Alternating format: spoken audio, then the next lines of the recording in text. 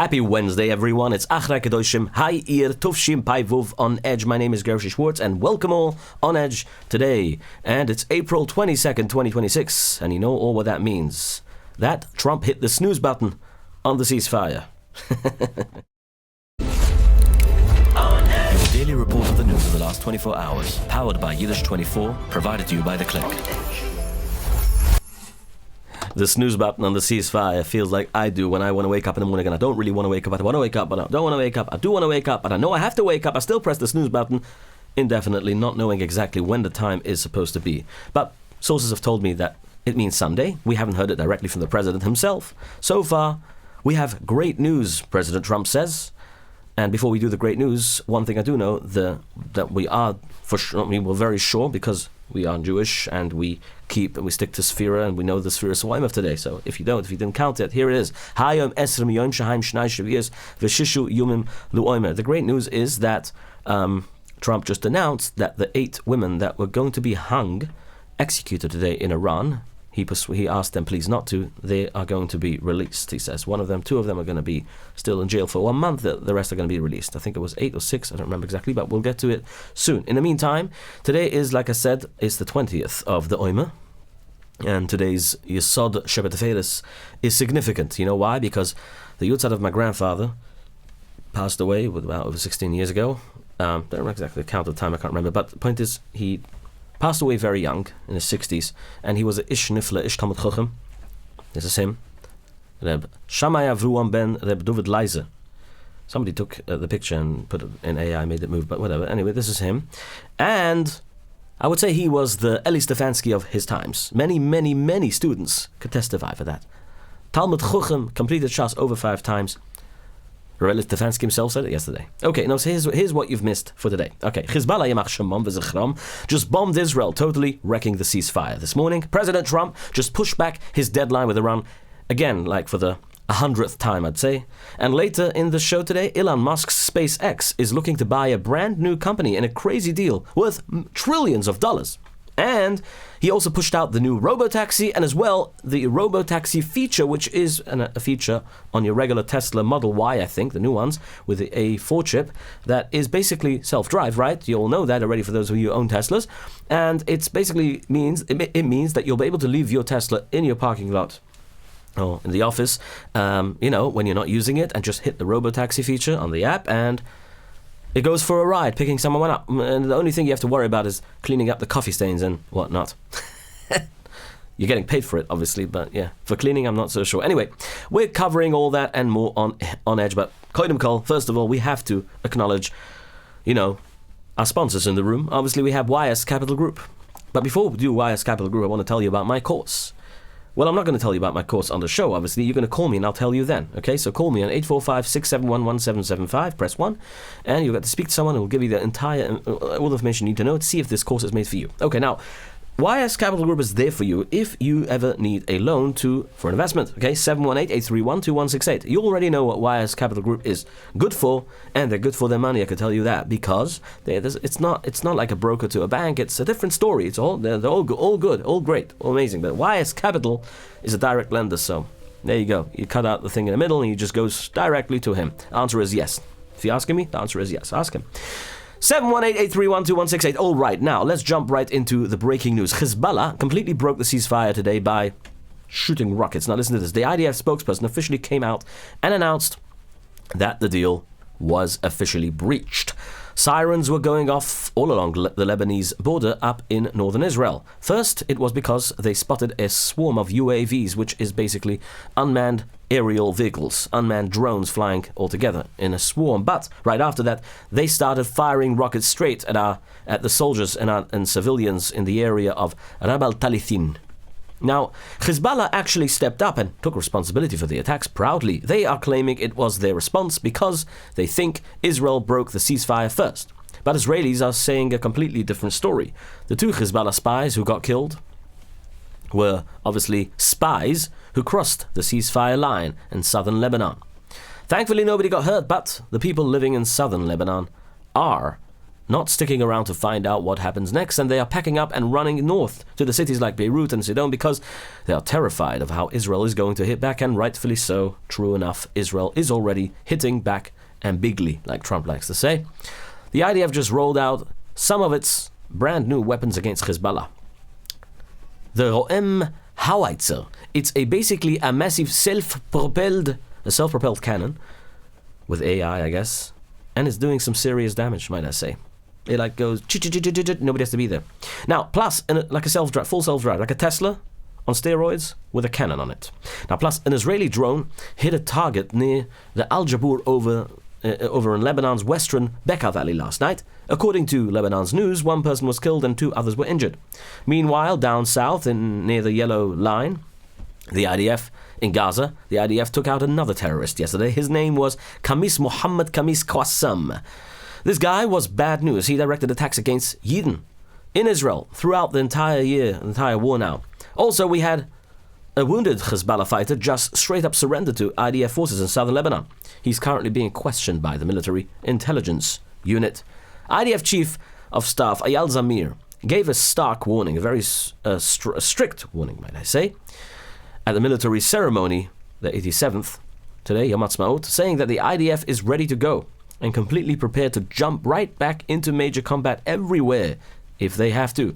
Those ceasefire talks between Israel and Lebanon are supposed to keep going on in Washington later this week, but we'll have to wait and see if that actually happens. Now, France and Egypt saw how well Pakistan is doing with the US and Iran, so they decided they also want to be somewhat useful, so Trump got himself a few new contestants to compete for the Nobel Peace Prize. What a joke. Moving on to Iran. I'm joking. The whole thing is a joke. Serious, sad joke, though.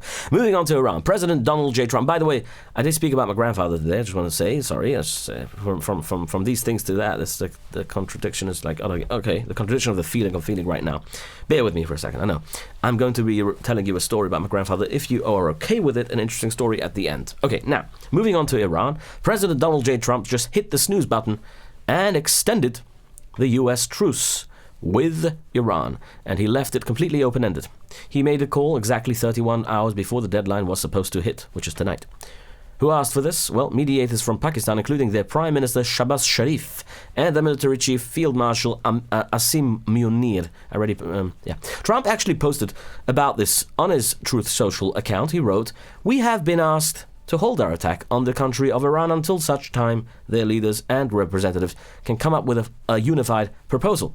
And I have therefore directed our military to continue the blockade and, in all other respects, remain ready and able," he says. Now, listen to these words, this is important, "and will therefore extend the ceasefire until such time as their proposal is submitted and discussions are concluded one way or the other." People are making a ton of money on Polymarket nowadays because I guess you could say Trump is very unpredictable, but in this case, I would say he is very predictable. Or he's not, so I'm not going to say anything else. I didn't bet any money there, so I don't care. I can say whatever I want. Iran, of course, is demanding that the US stop blocking their ports before any negotiations can even start. Galibaf said it very clearly. Maritime blockade means a violation of the ceasefire. Abbas Arakshi says a blockade is a violation of the ceasefire.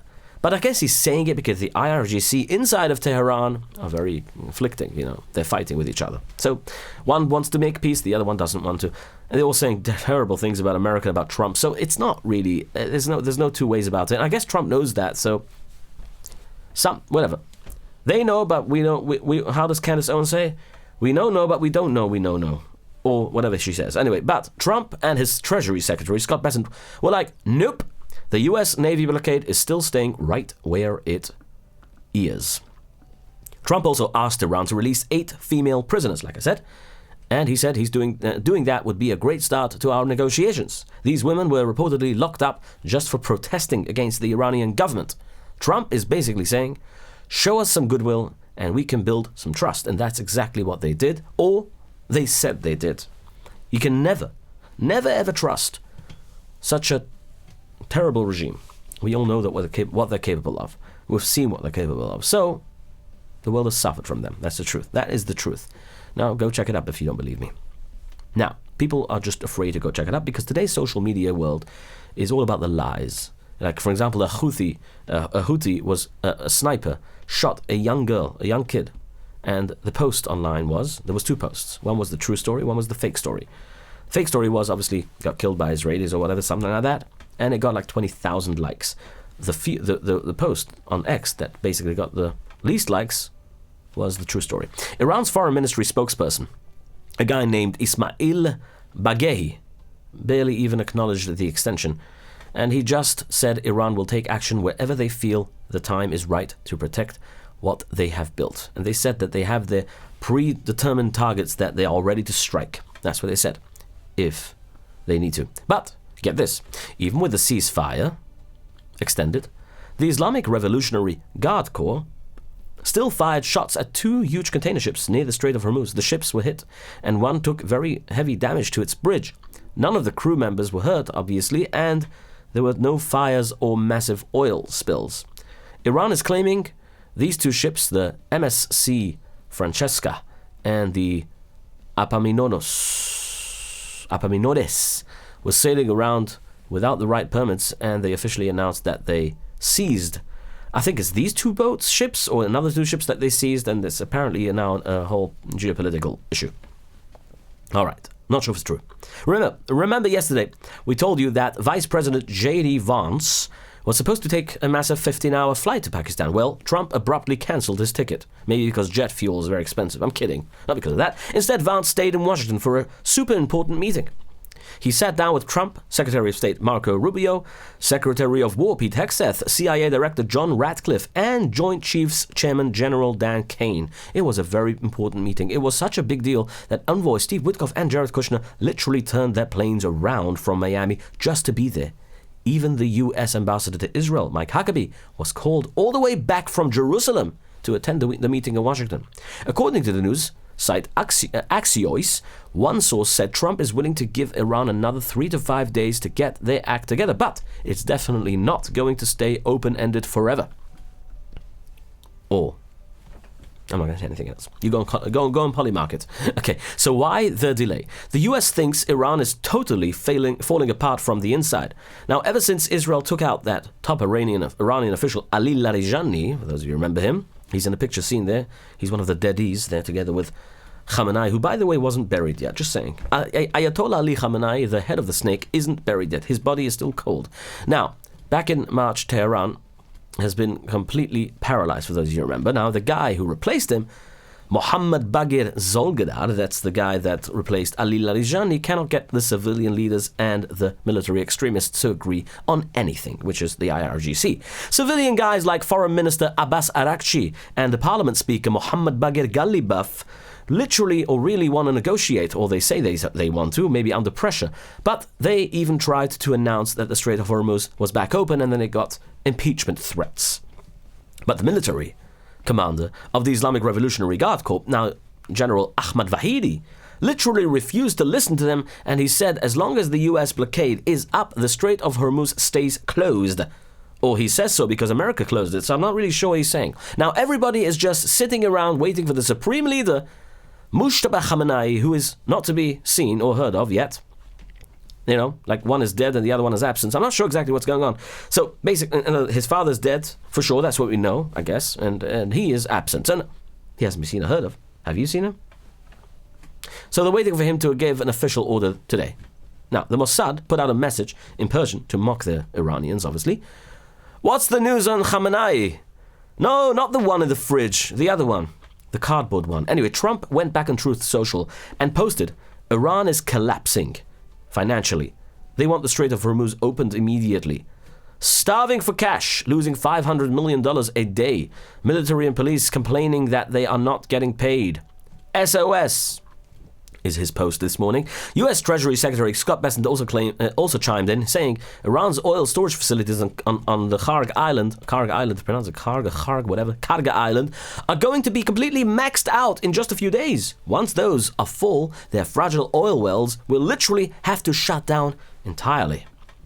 Now, And while Iran is struggling, the US is just flexing its military muscles. Trump previously said he is totally ready to bomb Iran the second the ceasefire ends. He keeps bragging that the US has the best ammunition and the best weapons ever made, and he might even use a certain weapon that he's never used ever before. But honestly, US officials are saying behind closed doors that it's going to take 3 to 5 years just to refill America's missile stockpile to where they were before the war.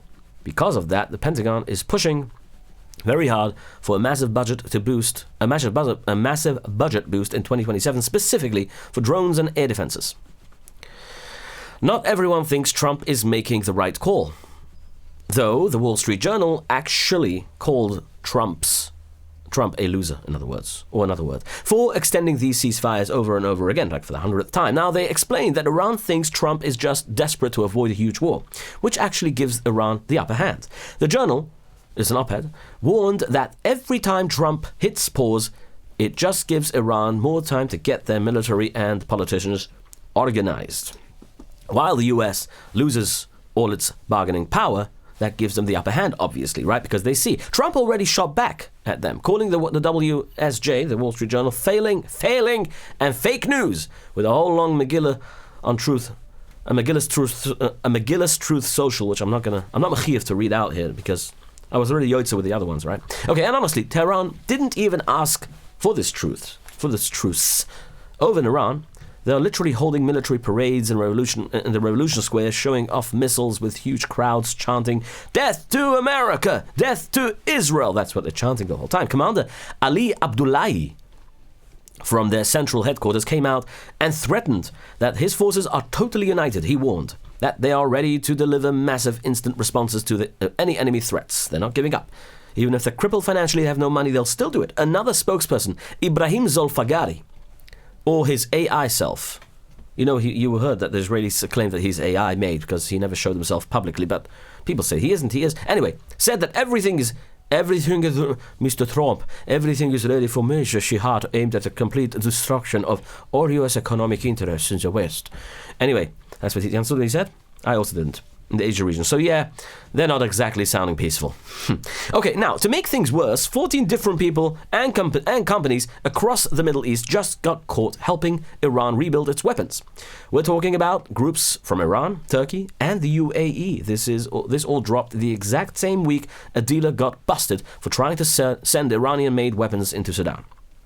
That's why they sounded so positive.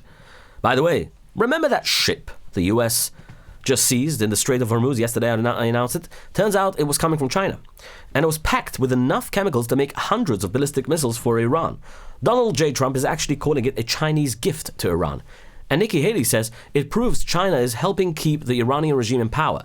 China, of course, is completely denying the whole thing. Well, it was a Chinese ship. How could you deny it? Anyway, meanwhile, Pakistan's Prime Minister, Shahbaz Sharif, is currently huddled up with his ministers, desperately trying to figure out the Iran situation. Their big goal right now is finding a way to convince Iran to get back to the negotiating table and just calm everything down in the region. But he really wants his Nobel Peace Prize, doesn't he? Russian President Vladimir Putin has issued a last warning to the United States, and President Trump declaring that Iran's right to nuclear power cannot be taken away. Never. Iran itself is now threatening to breach the nuclear deal altogether. This complicates early efforts by Russian Foreign Minister Sergei Lavrov to pressure both sides to return to the 2015 Obama-era agreement, which we all know is never going to happen because Trump doesn't like it. Or at least until while he's in office. Now, all right, let's talk about how this is all hitting our wallets. The CEO of DHL is a big shipping company, just came out and said that the war in the Middle East is making shipping stuff way harder and way more expensive. He also mentioned that airlines are getting super stressed out. They want governments to step up fast before a bunch of flights get cancelled. DHL is already feeling the pain from the Iranian war and with the Strait of Hormuz shut down. Global trade is basically moving in a slow motion now. The European Union and United Airlines are also bracing for massive jet fuel shortages. That means their profits are going to take a huge hit, which eventually means normal people like us are going to pay more for everything. We already are seeing living standards drop here in the US. The job market is looking pretty weak. We actually lost 92,000 jobs back in February, and according to the Federal Reserve, a ton of US companies are pausing their hiring, HR, and holding back on spending money because the war is making everything too unpredictable. But here is a wild flip side of all this. Because of the US and Israeli military campaigns right now, there's an absolute record boom in defense and technology sales right now. So jump in on that if you want to. This massive boom just pushed the value of the Israeli shekel to a 30-year high. Right now, it's sitting at about 2.96 shekels for every US dollar. Now, that is amazing news for the Israeli economy, but it is actually devastating for the American-funded yeshivas and tzedukahs, since the American dollar doesn't go nearly as far over there right now because these charities basically just lost 20% of their donation money overnight. It's really tough for them. So, Hashem Ya'azor, in other words. Back in America, the government is still scrambling to make gas and fuel a little more cheaper for everyone. White House spokesperson Taylor Rogers just said that they haven't decided yet if they're going to extend the special rule called Jones Act waiver. Basically, this waiver lets foreign ships move oil and fuel between different U.S. ports for a little while. If they don't extend it, only American-made ships are allowed to do the job. This temporary 60-day waiver has already let 40 foreign tankers move around 9 million barrels of oil between U.S. ports, and that boosted our shipping fleet by 70% and actually provided half of the jet fuel that Alaska needs right now for the whole month. Let's talk about what you need. You need fuel for your business. A fuel for your business means a good program that runs your business. It runs your programs. You don't have to work harder and write everything down with a pen and paper like they used to do back in the 70s. Now you have, actually AI was invented back in the 50s if you want to just know, but people just didn't know about it. It was invented on very slow computers by various different people, scientists that are working with it. Speaking about scientists that are working in it, this person has been working in this field of coding and designing and programming for a very, very long while, and he's fast and he's good at what he does. His name is Mr. Protobyte. Call him on 347-354-1237. Want to build yourself a program, a website? Call him today. He specializes in the most complex programs there are, and you just say the name. He'll make whatever you want. Make it up. He'll make it. He'll design it for you. Anything online, anything coded. 347-354-1237. The answer is never no. He can always do a good job for you. Meanwhile, Syrian President Ahmad al-Shara touched down in Jeddah today. He met up with Saudi Arabia's Crown Prince Mohammed bin Salman to hash out the relationship between Saudi Arabia and Syria. He then hopped on a plane in Doha, where he is scheduled to meet with Qatar's Emir. I think he met him already by the time I'm saying this. Now, speaking of Arabian countries like the Gulf Cooperation Council, or the GCC as you know it, has been getting a lot of heat lately. People are furious that they've been totally silent and haven't put on a single statement condemning Iran. But behind the scenes, the Gulf countries actually sent demands to Iran, telling them they need to pay up for all the damages they have caused. Compensation. Okay. Up next, the United States government is getting ready to ban anyone who promotes anti-Semitism overseas from even entering the country. In other words, why now? Well, there is a massive global sports tournament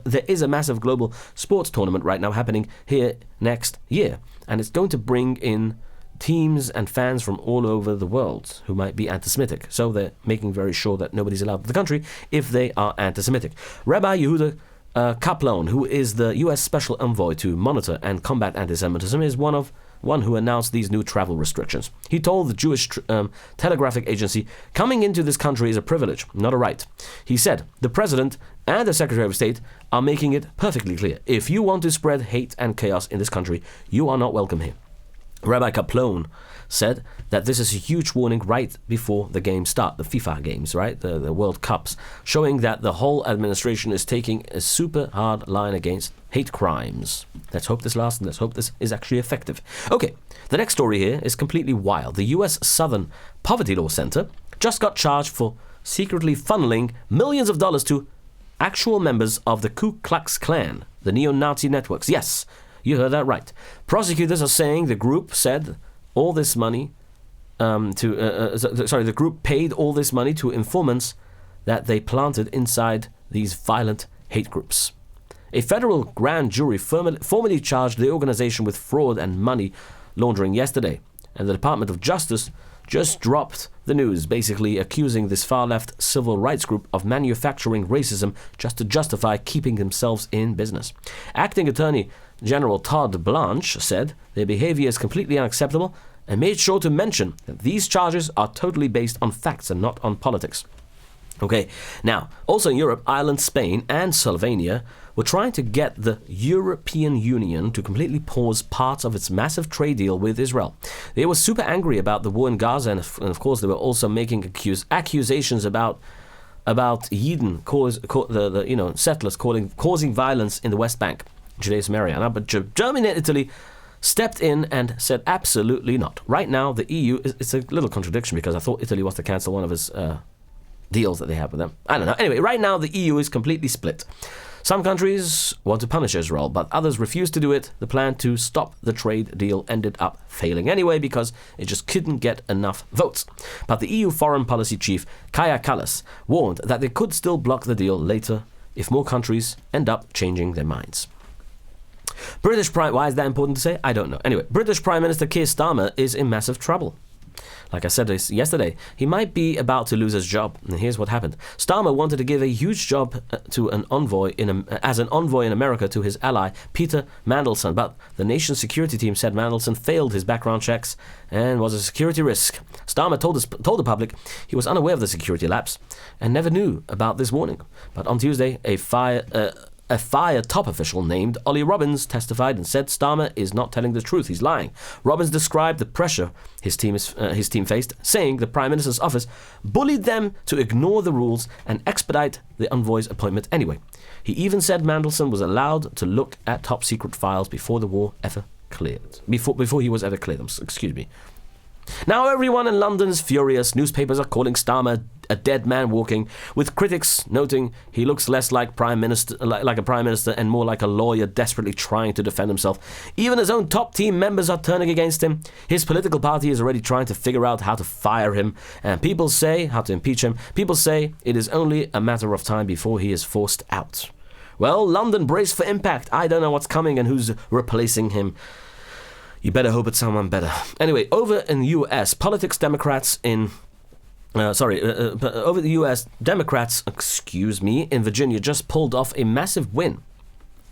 They voted to redraw the state's election map.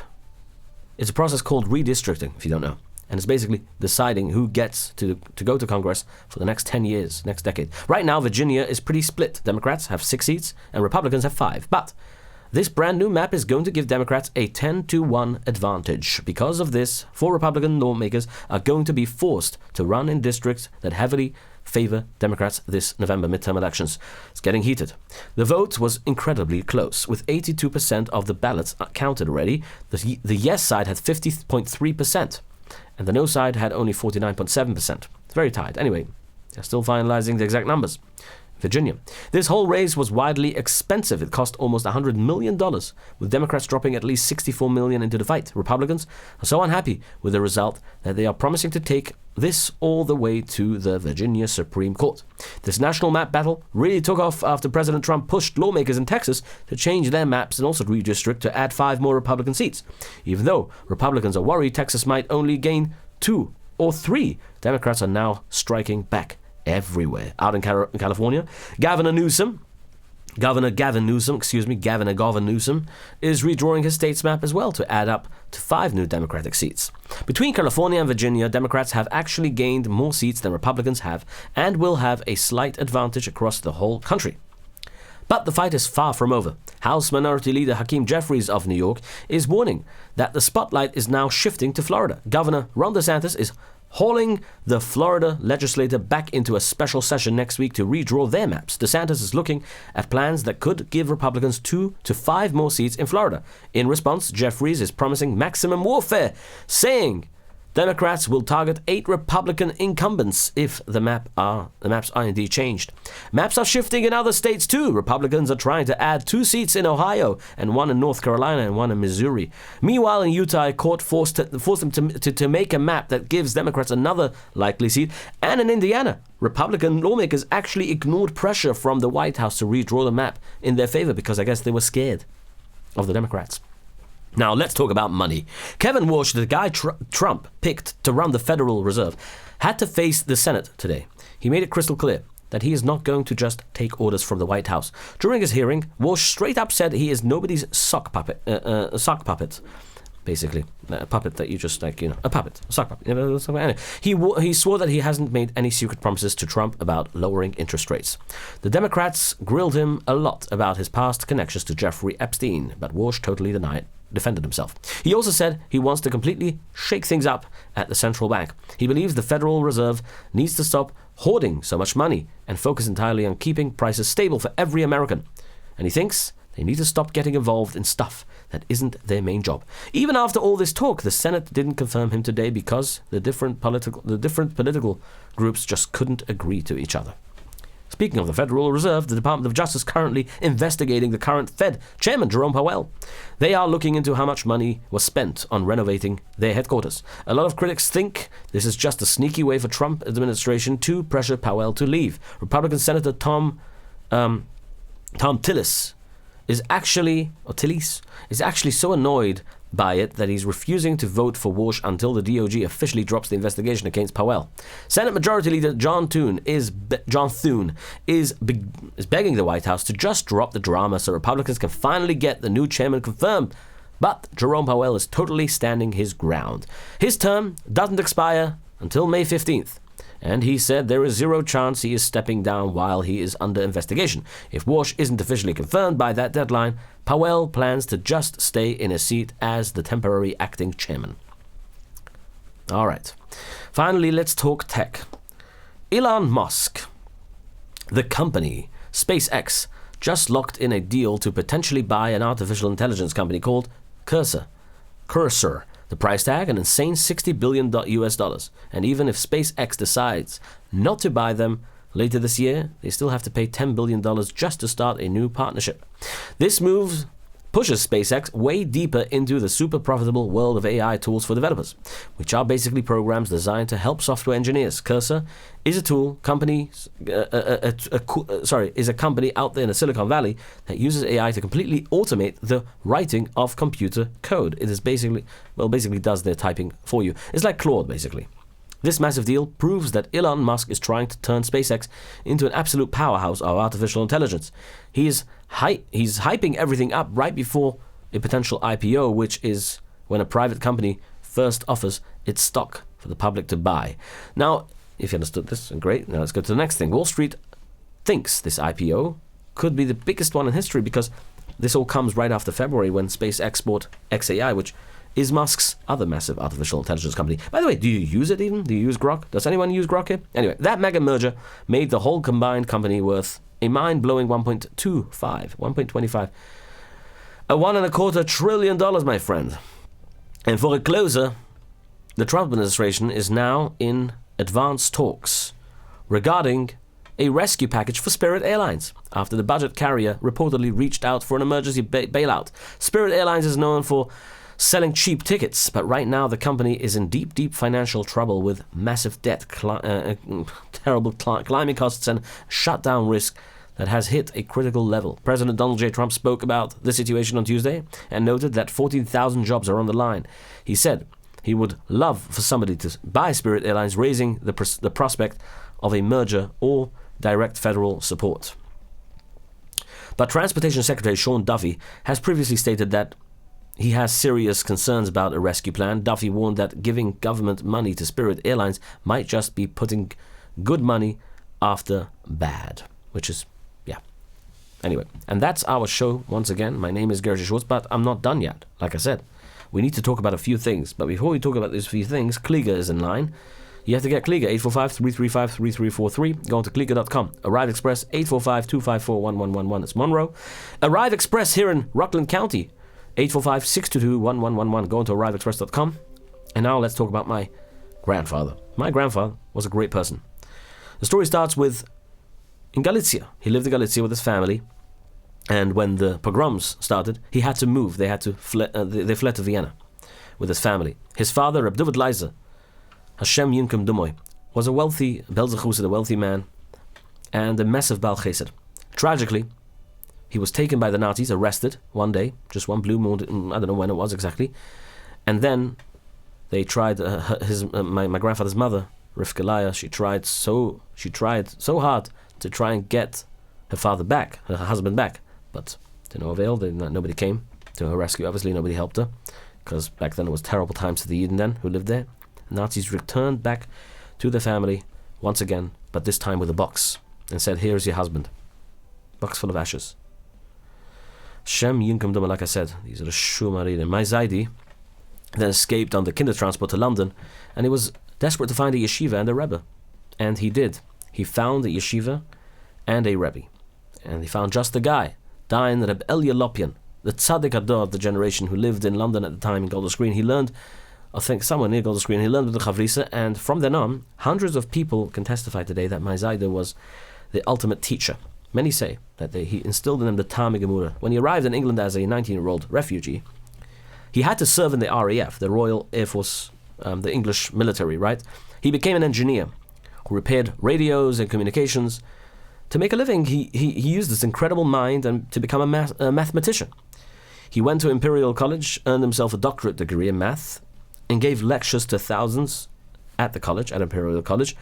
And they even offered him a full professor position, I'll tell you soon, but he refused it.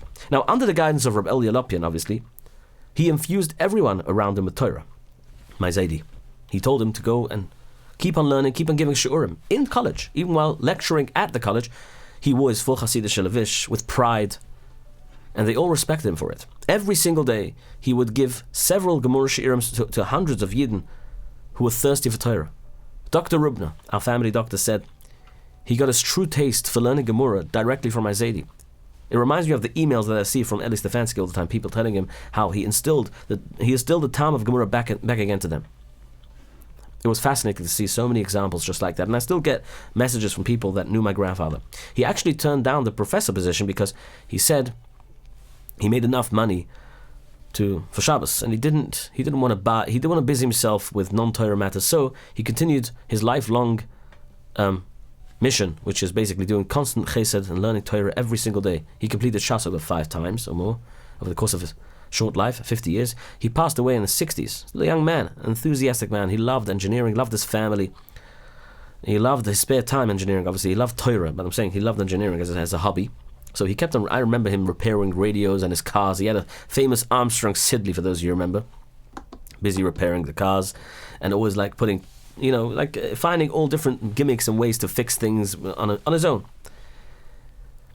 People still remember his famous Armstrong Siddeley. It's actually funny. Anyway, he would always use it to offer people rides along the way, did a lot of chesed with it. Anyway, later on, he became very close to the Stanislav Rebbe, the Meshulam Ashkenazi, the two of them were great tzaddikim, I could say. My Zaidi was the Baal Tefillah and about Koda in the shul for his entire life. Afterwards, with Meshulam, Olav Meshulam also, who passed away in COVID. Meshulam was a great man, the son of Eli Ashkenazi. Excuse me, the Moil. For those of you who remember, Eli Ashkenazi, Uri Ashkenazi, tzaddik, what a tzaddik of a Yid. So my grandfather was there, the Baal Koda and the Baal Tefillah. A smart man, a massive Talmud Chacham. You see, that's my point. Yeah. Anyway, there's amazing stories about him.